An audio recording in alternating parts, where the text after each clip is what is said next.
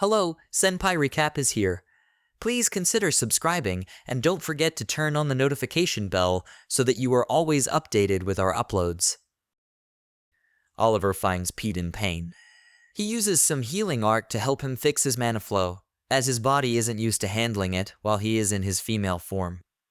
Since Pete is feeling better, Oliver tells Pete that it will be hard to keep his situation a secret. The next day, Pete decides to tell his friends that he is Reversi. Michela then decides to explain that female bodies can store mana in their wombs and shows him how to open it, making him feel that his magic has increased. During sword art practice, Pete faces Stacy, but he can't do anything against her. His friends remind him that he can use magic, but he can't hit her with his magic either. Stacy continues to land blows, annoyed that he humiliated her when he said he read all the volumes of the teacher's book. Pete still doesn't give up and manages to almost land a hit, but the times run out. His friends comfort him that he almost landed a hit, but Tulio states that a loss is a loss. He then comes out on the ring, stating that he will be starting to learn the basics too. Katie receives a message from Vera, letting her know that she can have her workshop in the labyrinth as an apology for her actions, and brings her friends there.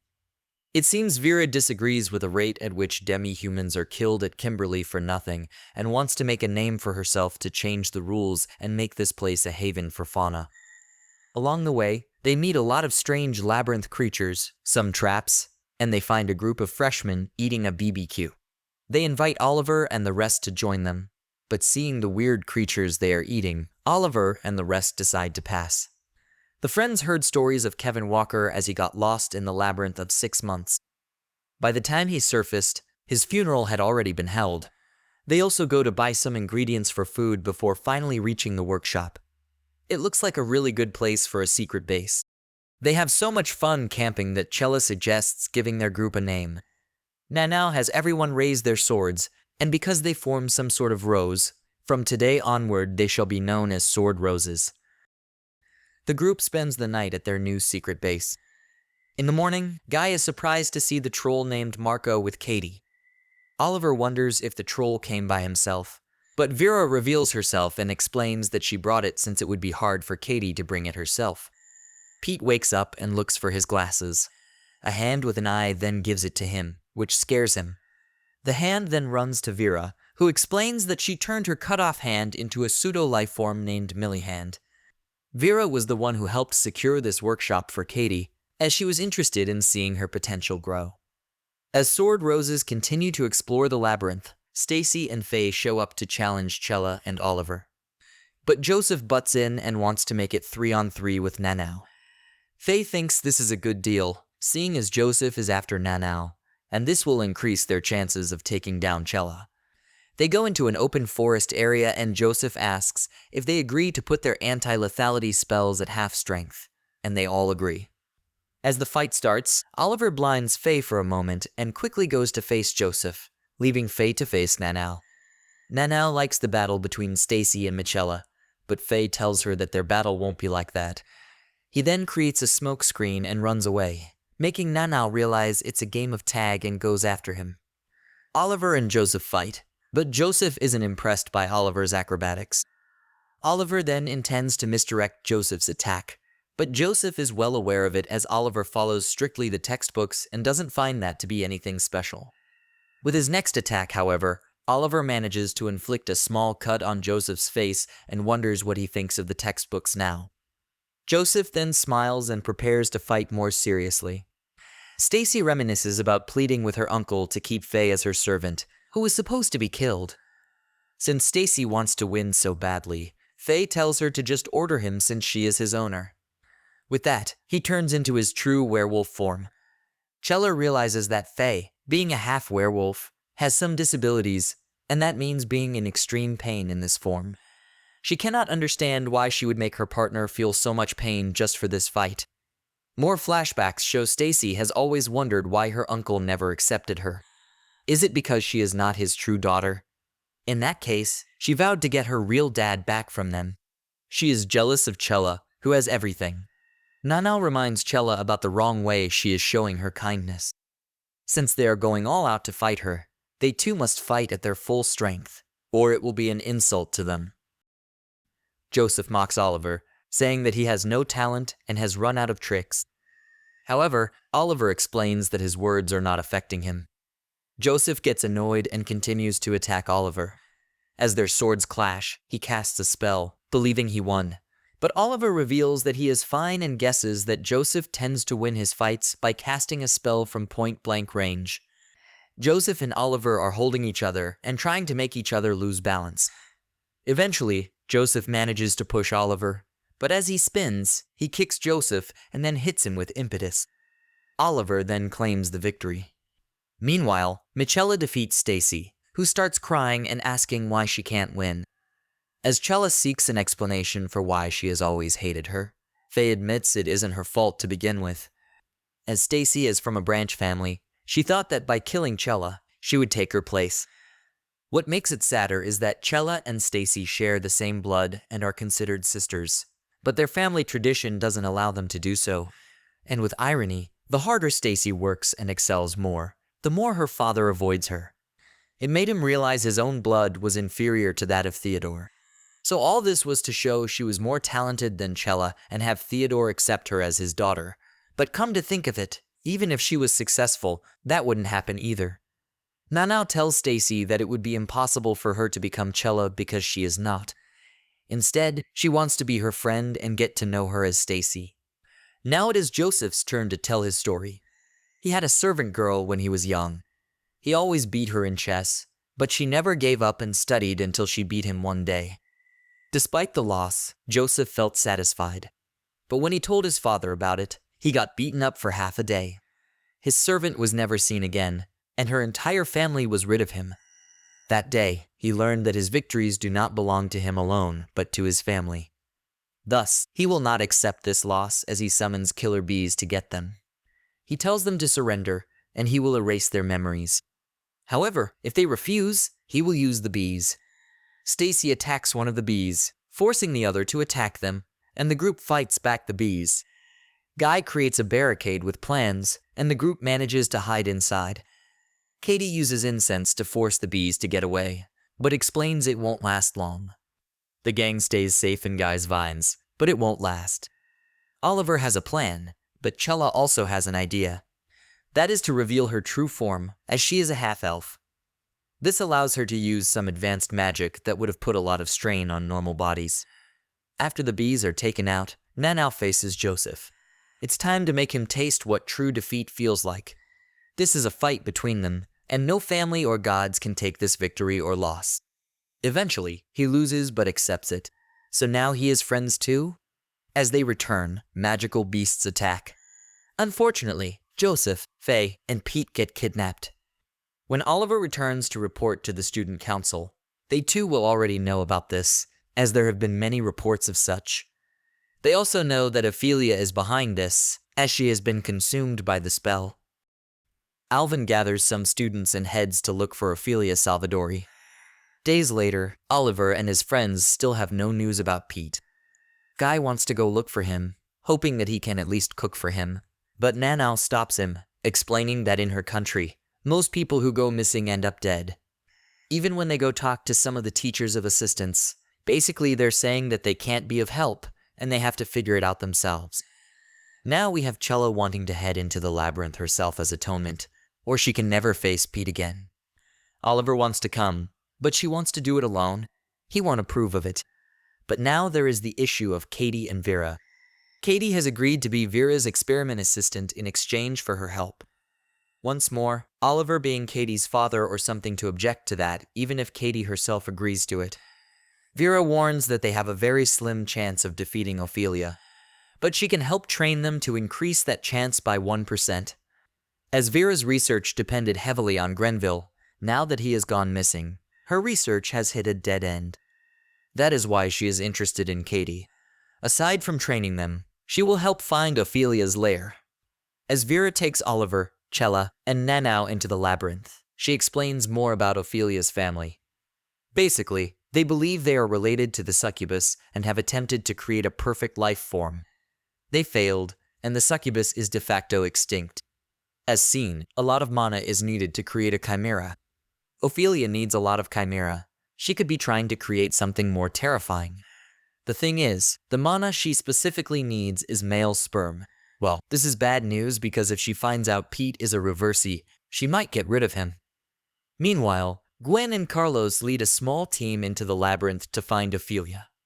They bump into Kevin, who has mapped a lot of the area, and it lightens their work to find Ophelia. Our trio watches firsthand as Vera teaches them the tactics for dealing with tougher labyrinth monsters. This is the minimum they have to do if they want to get past it and save Pete. Essentially, their teamwork in different areas will play a key role in defeating the monsters. They arrive in the next layer of the labyrinth, which is a forest. Carlos reveals that they met young Ophelia due to an alliance between their families. They told her they wanted to be her friend. Ophelia didn't believe it, since in her experience, all men go crazy after they talk to her. However, Carlos proved they weren't affected by her perfume. After meeting her, they couldn't stop thinking that they wanted her to have the same happiness as a normal person. More jungle adventures we see from Vera guiding Oliver and his friend. Then they come across a lord of a region. Vera talks to it to let them pass. However, it shows hostility as she prepares to take it down. Luckily, Nanao continues to talk with it, and just like that, it lets them pass.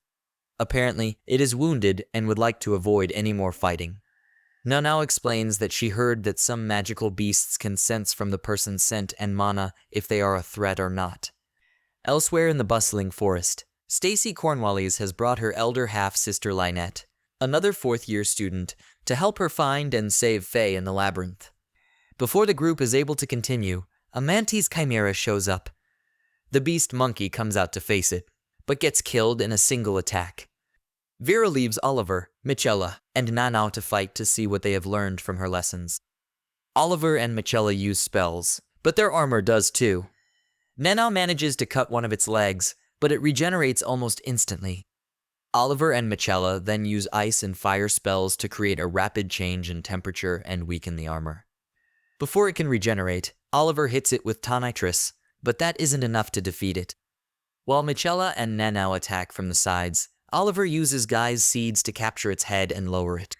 He gets close enough to strike it, but the chimera shoots out hidden spikes at him. Vera immediately jumps in, hoping that Oliver hasn't died, but is nicely surprised to see that Oliver expected that and managed to block the spikes, and then proceeds and defeats the chimera. When they camp for the night, Vera asks Oliver why they are risking their lives to save Pete, whom they've only known for a very short time. Oliver recounts the incident when Marco went berserk during the parade. Nobody would have blamed Pete had he run, but he chose to stay and fight with them. Considering he comes from a magicless family, he must be the most scared among them.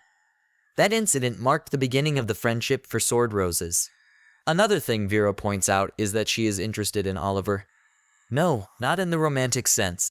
Unlike others, it seems he is a plain guy. But when in battle, his fighting becomes equal to that of his comrades. So what made up that gap in talent? Don't worry, she won't pry further and is just concerned as his senior. Now that Joseph has awakened, he understands Pete's condition, as he is not affected by Ophelia's perfume. In this desperate situation, Joseph digs out orbs hidden inside his own body and gives them to Pete. He is entrusting his life to Pete to use these orbs when he sees fit to escape and get help. Heading into the final layer, the land is a thick marsh. Vera teaches them how to walk on water, and this in turn will be useful so they can evolve into walking on air. After explaining it, he group then tries and quickly learns it. As they get going, Cyrus appears and summons a skeleton snake-like beast. They think he is after Ophelia's research, and since they just want to rescue their friends, they can join forces. Cyrus refutes that, so Vera believes he wants to be Ophelia's last visitor before her funeral. Vera uses the chance, and guessing that Ophelia won't leave the lake unguarded, she manages to lure a water chimera that attacks the Cyrus monster as they use this chance to escape. As explained, when someone's spell goes out of control, there will be one last person to witness their last moments. That person is called the last visitor and may sometimes be consumed by the spell. Now we see Ophelia's flashback.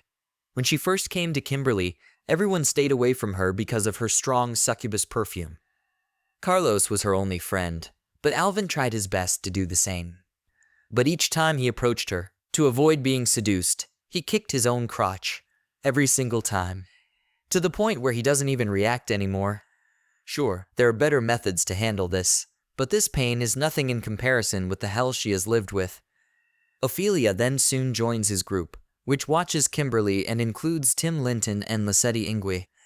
A shy Ophelia soon grows in confidence as she participates more often in the watch.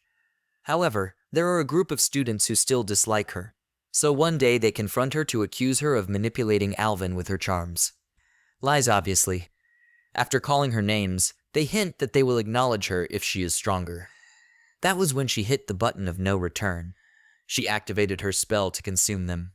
She developed more lust and an even more beautiful figure, giving off an even more alluring seduction aura. Tim is annoyed by that and questions if she intends to seduce Alvin. As Ophelia doesn't deny it, Tim gets angry and attacks her. Alvin later finds the defeated Tim at Ophelia's lair. Unable to hold any longer, Ophelia leaves the lair. Pete uses the chance and escapes. He blasts his way out of the cell and past the patrolling chimeras, then makes it outside and flings the distress orb, praying that someone will see it. Everyone sees Pete's flare, but the one who reaches him first is Oliver's group. Naturally, Pete breaks down in Oliver's arms. He was scared all along, but put all that fear in the back seat for now, because they've got Psycho Ophelia to deal with now.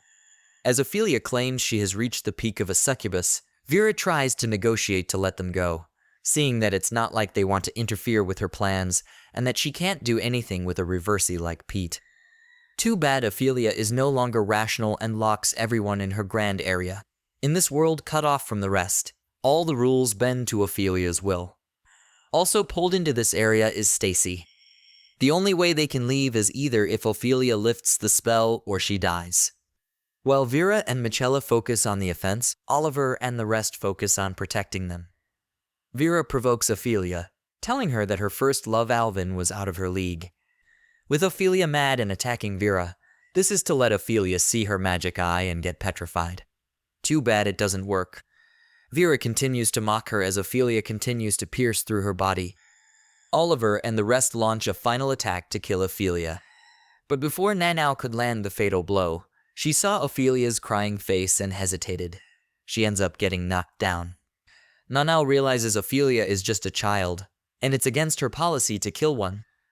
Watching all of them, Ophelia wonders when was the last time someone held her like that or shared his feeling.